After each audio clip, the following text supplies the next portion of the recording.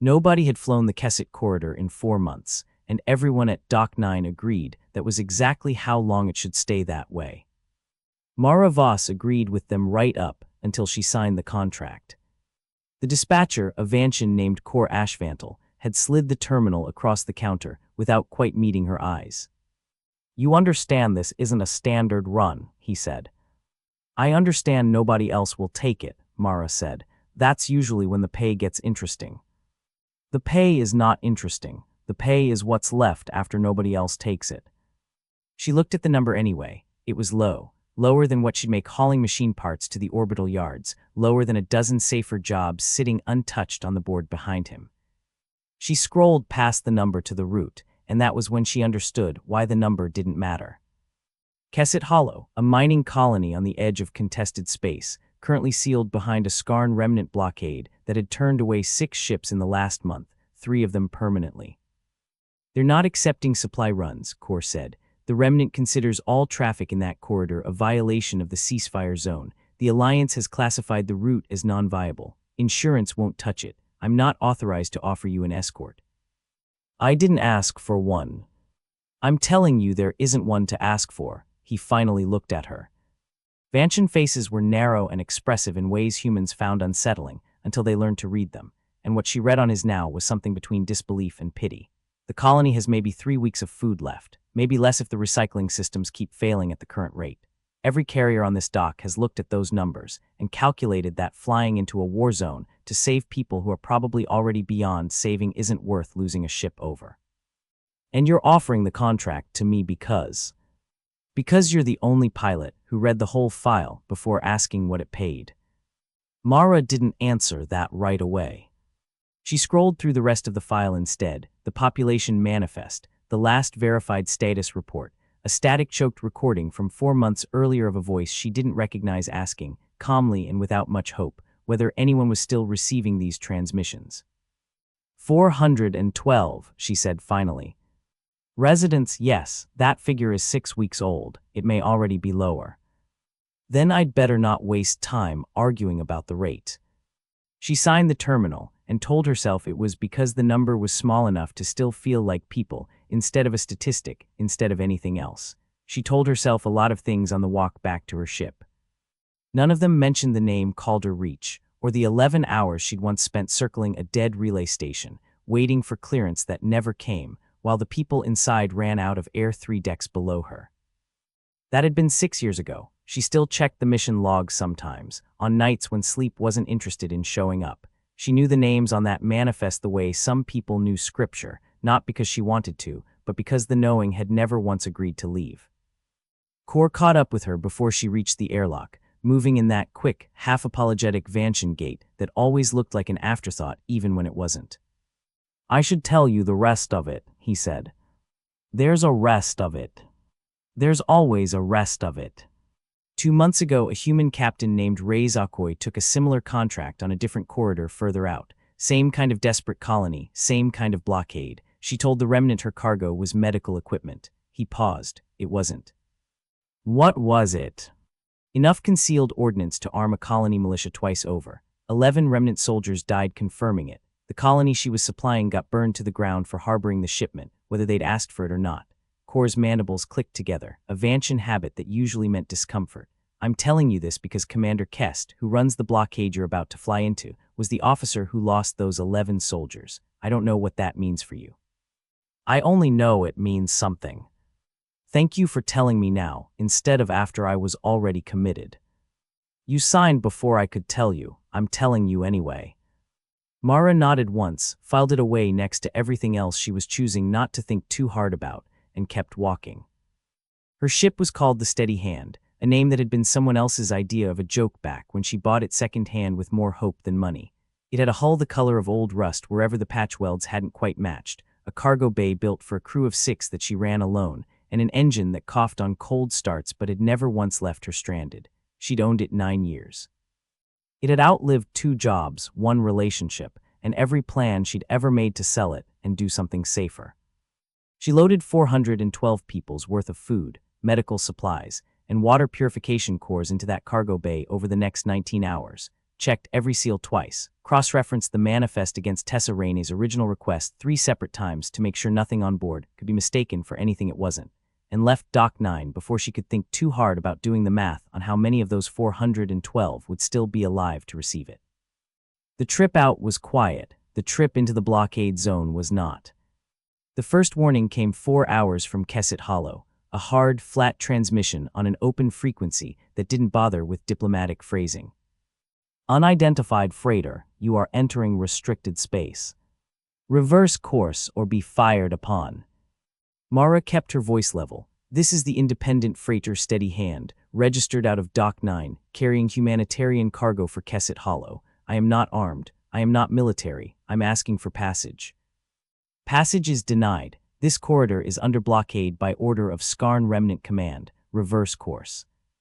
I have 412 people on that colony running out of food in under 3 weeks. I'm not turning around because a blockade finds that inconvenient. There was a pause long enough that she started running threat assessments out of habit, checking shield charge, checking the 2 evasive routes she'd plotted before launch, checking the fact that neither route actually led anywhere but slower death instead of faster death. She thought unhelpfully of Calder Reach again, of the moment 11 hours in when the relay station had gone quiet on every channel at once, and made herself stop thinking about it. 3 ships decloaked in formation ahead of her, sleek and gray, and built for exactly the kind of work they were about to do. This is Commander Rule Kest, the voice said, different now, older, harder. You will power down your engines and prepare to be boarded, or you will be destroyed. I will not ask twice. Mara powered down her engines. She sat in the sudden quiet of her own cockpit, listening to the low hum of life support and the tick of cooling metal, and did the thing she always did in moments like this, which was nothing at all. No panic, no last-minute maneuvering. Just stillness, because stillness was the only language she had left that might actually be heard. They came aboard through the forward airlock, 4 Skarn soldiers in matte gray armor moving with the kind of efficient silence that told her this wasn't their first boarding. Commander Kest came in behind them, and up close he was smaller than his voice had suggested, built low and wide, with pale scarring across one side of his jaw that looked old and deliberate, like something worn rather than survived. "Cargo manifest," he said. She handed it over without argument. He read it in silence, and she watched something shift behind his eyes as he did, something that wasn't quite surprise. "Food, water systems, medical supplies," he looked up. "No weapons. No weapons. You expect me to believe a human freighter runs a blockade corridor unarmed. I expect you to search the ship and find out for yourself." That seemed to catch him off guard more than any argument would have. He studied her for a long moment, and she made herself hold still under it, hands open at her sides, no weapon on her hip, nothing in her posture that looked like a threat or a negotiation. "You're not the first human ship to make that claim," he said finally. "The last one that did was carrying enough concealed ordnance to level half the Hollow's defense grid. It was sold to us as medical equipment too." "I heard," Mara said, "Raise Akoi. 11 of your people died, confirming what she was actually carrying." Something flickered across his face, faster than she could name it. "You know the name." "My dispatcher told me before I signed. I figured you'd rather I knew going in than find out. I didn't, and draw the wrong conclusions about why." "And what conclusion should I draw from a human captain who already knows exactly what she's walking into, and flies into it anyway?" "That I read the whole file, same as I always do." Kest looked at her for a long moment, something unreadable working behind his eyes, and then set the manifest down on the console beside her, with more care than the gesture strictly required. "Search the ship," he said again. "All of it, every crate, take as long as you need. I'm not going anywhere, and I'm not fighting you for it. You understand that if I find so much as a sidearm in that cargo hold, you and this ship don't leave this system." "I understand. Search it anyway." He searched it anyway. It took 3 hours. Mara sat in the cockpit the entire time, listening to the sound of crates being opened and resealed 2 decks below, and did not touch a single control on her ship. 2 of the soldiers stayed with her the whole time, weapons never quite lowered, and she let the silence sit instead of filling it with the kind of nervous talking that might have looked like guilt. She thought about what Kor had told her, about Raise Akoi and the burned colony and the 11 names that had probably been read aloud at some memorial Mara would never see. and she understood, more clearly than she had at Dock 9, exactly what kind of man was walking through her cargo hold right now, crate by crate, looking for a lie he half expected to find. One of the soldiers, younger than the others, watched her with open curiosity rather than suspicion. "You are not afraid," he said, more observation than question. "I'm afraid," Mara said. "I'm just not going to let it decide what I do next." He seemed to consider that seriously, in the way young soldiers sometimes did when someone finally told them something true instead of something reassuring. When Kessit came back up, his expression had changed in a way she couldn't fully read yet. "Water purification cores," he said, 900 kilos of preserved protein stock, medical stims rated for Torah physiology, which I notice is not your physiology. He set the manifest down on her console a second time. "You brought supplies specifically formulated for a species that isn't yours." "They asked for what they needed. I brought what they asked for. Most humans I've dealt with bring what's profitable to bring. I'm not most humans, I'm the one who took the contract." He didn't answer that immediately. He looked instead at the small dented photo frame bolted to her console, an old habit of hers, a picture of a relay station crew she hadn't managed to save, kept where she'd see it every time she flew. "Who are they?" She could have lied, it would have been easier. Instead, she told him the truth, because at that point lying felt like it would cost her more than the truth would. "Calder Reach, a relay station. 6 years ago, I was contracted to run supplies through a contested corridor, same as this one. I got delayed by inspection protocols that took 11 hours to clear, and by the time I got there, the station's air recyclers had already failed. 14 people. I was 3 hours too late for all of them." Kessit's jaw tightened, the old scar along it shifting with the motion. "You're telling me this why?"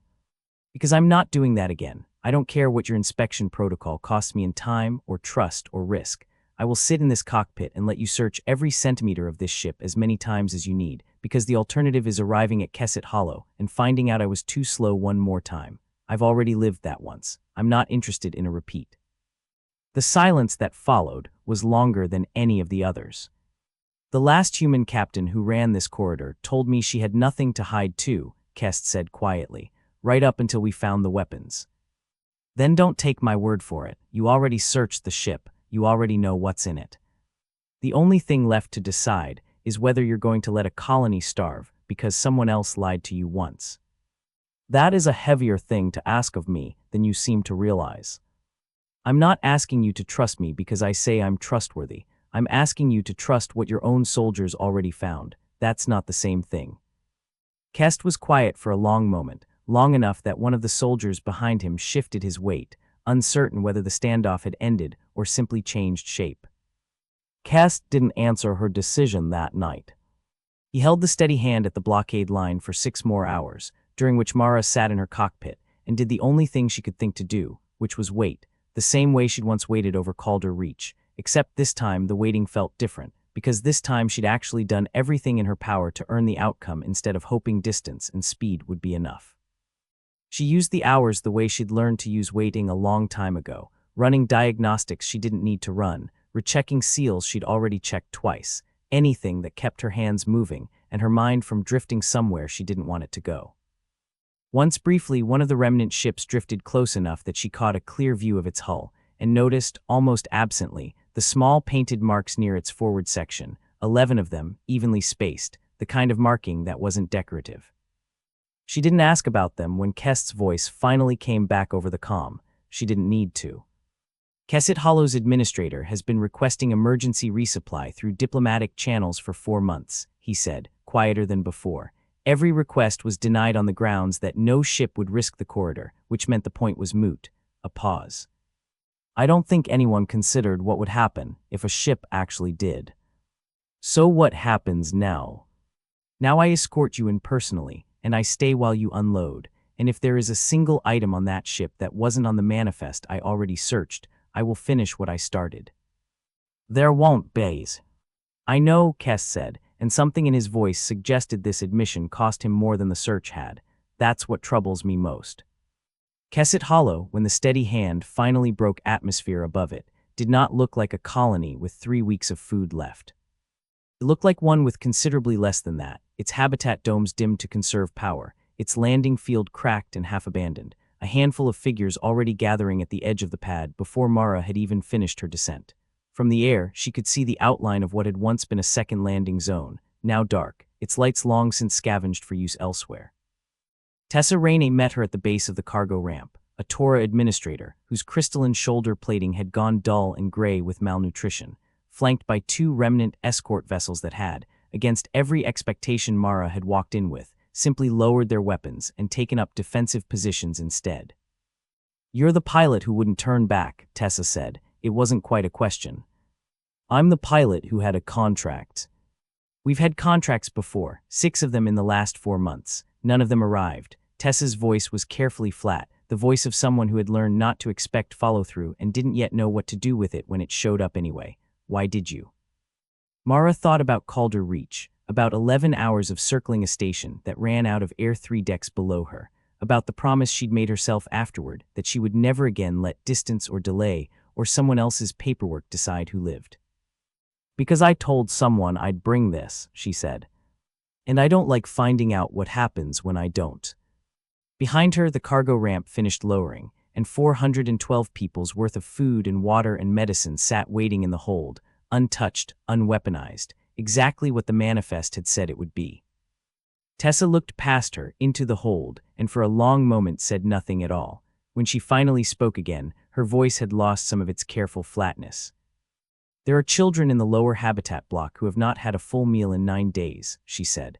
"I rationed the last of the protein stores myself, 3 days ago, and I gave my own share to a family with an infant, because the math no longer allowed for anyone over the age of 60 to eat every day.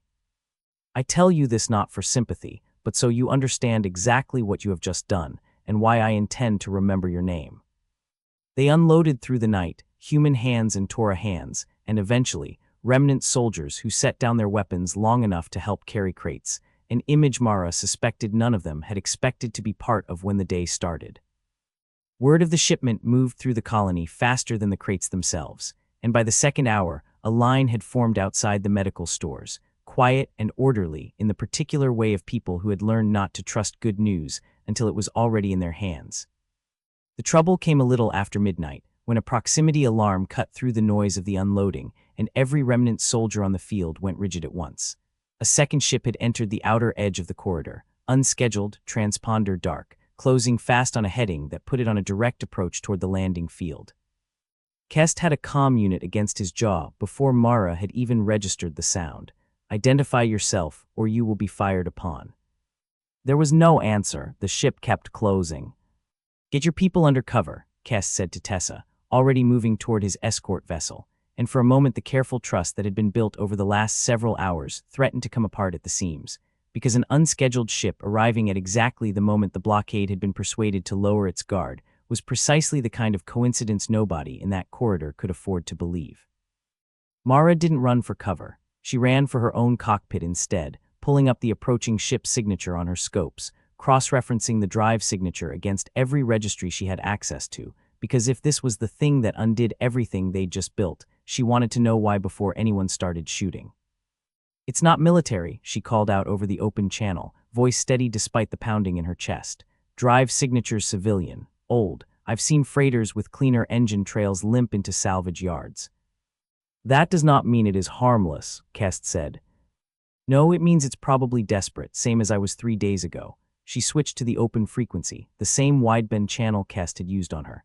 "Unidentified ship. This is the freighter Steady Hand. You're approaching an active blockade line with your transponder dark. That's the fastest way I know to get shot out of the sky. Identify yourself before this goes somewhere none of us want it to go." A long pause, then a voice, thin and cracking with exhaustion, came back on the channel. "This is the independent hauler Loyal Det, out of the Varan relay. We lost main power 6 hours ago and we're running on backup thrusters. We picked up your transmissions and followed them in, hoping there'd be someone alive enough to help." A ragged breath. "We didn't dare use running lights. Didn't know if the blockade would shoot first and ask questions after." Kessit's voice, when it came back, had lost its edge. "Cut your thrusters and hold position. We're sending an escort to guide you in manually. If your account matches your ship's condition, you will not be harmed." Well, it did. The Loyal Det turned out to be exactly what its captain claimed. A battered, independent hauler with a crew of 3 and a cargo hold half full of scrap metal they'd been hoping to trade at Kessit Hollow before their power failure stranded them in the corridor with nowhere else to go. Kest's soldiers brought them in, checked the ship as thoroughly as they'd checked Mara's, and found nothing but 3 exhausted crew members and a dead reactor core. "You could have let them keep flying dark," Mara said afterward, watching Kest oversee the tow line that dragged the crippled hauler the rest of the way to the field. "Written them off as somebody else's problem." "I could have," Kest agreed. "A week ago I would have." An unidentified ship entering this corridor with a dark transponder would have been fired on the moment it crossed the outer marker, and I would have slept without difficulty afterward, because that is what the line required. He watched the tow line pull taut. "It seems the line has already moved further than I intended." "Lines do that," Mara said, "once you let one exception in. That is either the beginning of wisdom or the beginning of a mistake I have not yet paid for." "Ask me again in 6 years," Mara said. "I'll tell you which one it was for me." By the time the Loyal Debt's crew had been fed, and its captain had wept, briefly and without embarrassment, at the sight of a working medical bay, the interruption had cost the unloading 3 hours it could not really spare. Nobody complained about the delay. Somewhere in the space of that single night, the corridor had quietly become the kind of place where a second ship in trouble was a problem to be solved rather than a threat to be erased, and Mara understood, watching it happen, that this had been the actual outcome she'd flown in for, the one that would outlast her own cargo manifest by months. Kest stood near the ramp for most of it, watching with the expression of a man recalculating something he'd been certain of for a long time. Once, Mara saw him crouch beside an elderly Tora woman who had come to help sort supplies despite trembling hands, and take the crate from her without a word, carrying it the rest of the way himself. "The Alliance is going to want to know how you got a supply ship through an active blockade," he said, at one point, when 6 of theirs couldn't. "Tell them I didn't fight the blockade. I let it search me until it didn't need to be afraid of me anymore." "That's not a strategy the Alliance teaches." "No," Mara said, "it's usually not one anybody teaches. Doesn't mean it doesn't work." Kest was quiet for a while after that, watching the last of the crates come down the ramp, watching Tessa Raine direct her people toward the medical stores with the kind of urgency that only came from someone who had spent months rationing hope along with everything else. "The blockade was never really about the colony," he admitted finally, low enough that it felt like it wasn't meant for an audience. "After the weapons shipment, after the soldiers we lost confirming it, my orders were simple. No exceptions, no trust. It was easier to hold a line than to risk being wrong about someone again.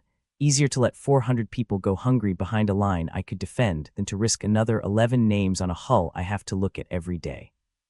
"I get that," Mara said. "I held a line too after Calder Reach. Mine was quieter. I just stopped taking contracts that scared me, told myself I was being responsible. Took me a long time to figure out that line was protecting me a lot more than it was protecting anyone else. And this is the right one.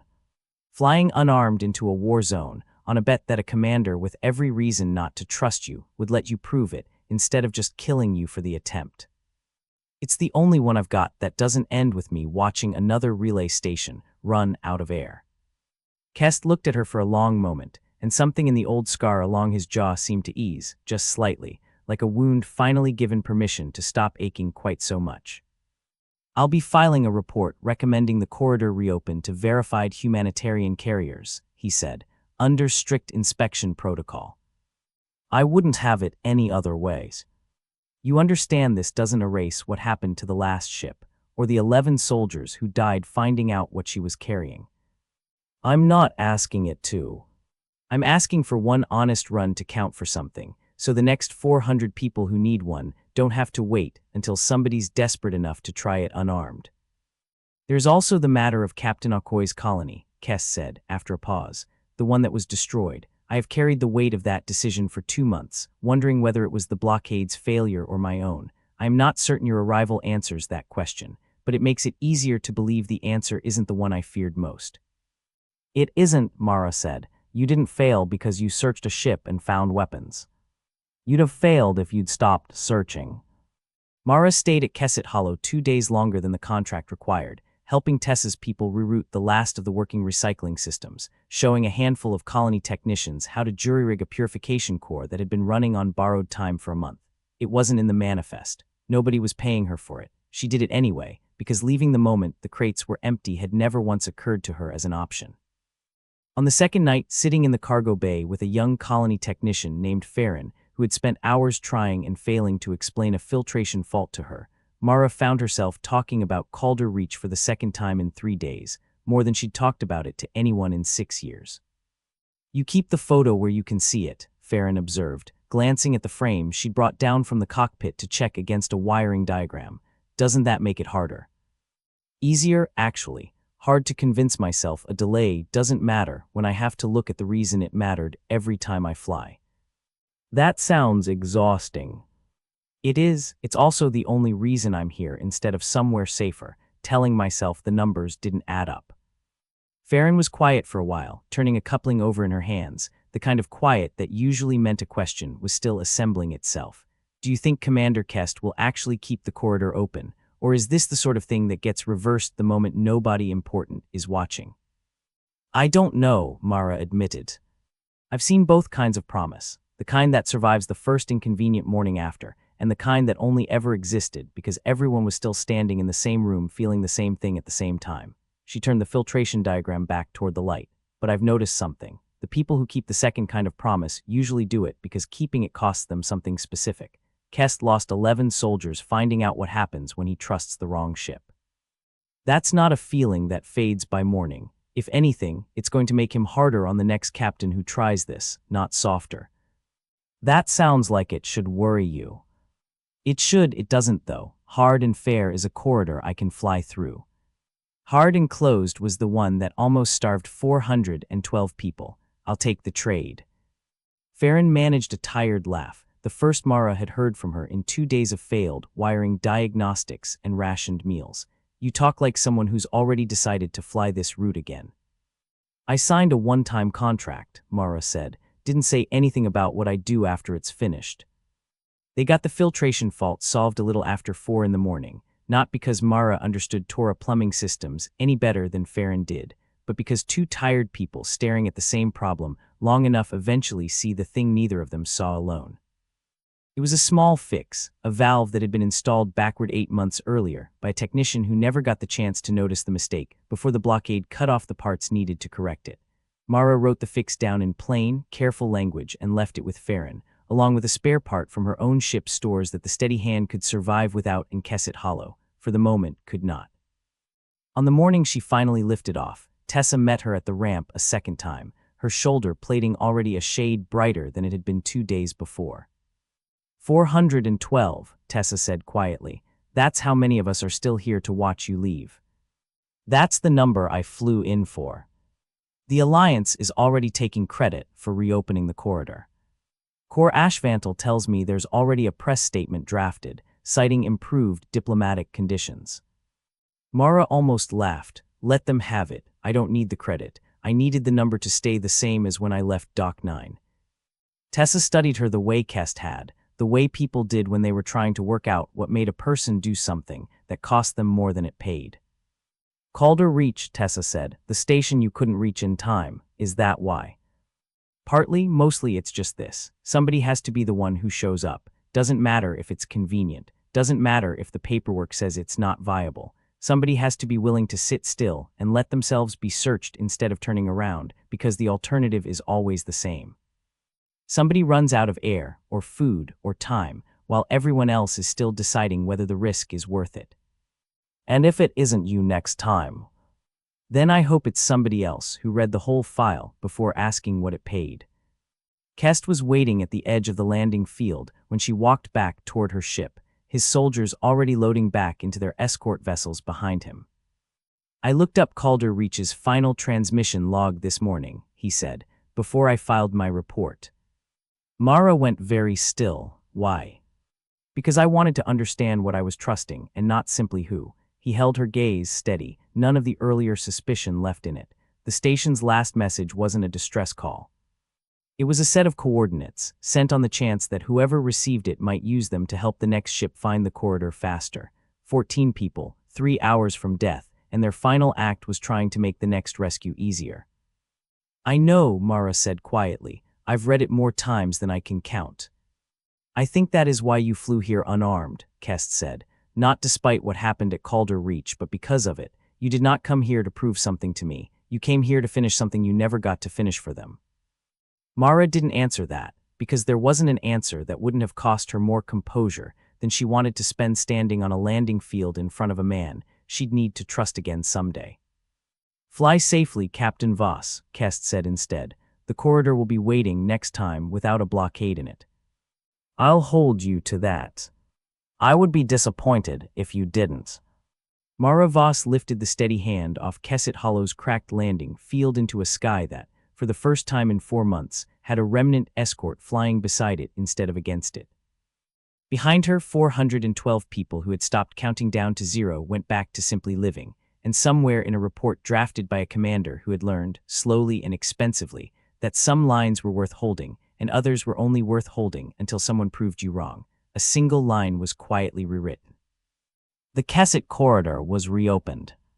Not because the danger had gone away, and not because anyone in power had suddenly grown braver. Somewhere behind her, painted in small even marks along the hull of an escort ship, 11 names would remain exactly where they were, unforgotten and unresolved, a debt that one good run could not erase and had never claimed to. But 412 names had been added to a different list instead, the quieter kind, the kind that never made it into any Alliance press statement, the kind that only existed in the memory of a colony administrator who had promised to remember a pilot's name, and in the private, careful accounting Mara Voss kept of every delay she had ever managed not to repeat. Because one pilot had decided that showing up, honestly and without a weapon in her hand, was worth more than every reason she'd been given not to. She set a course back toward Dock 9, past the last of the marker buoys at the edge of Kessit space, and for the first time in 6 years, the mission log stayed closed the entire way home.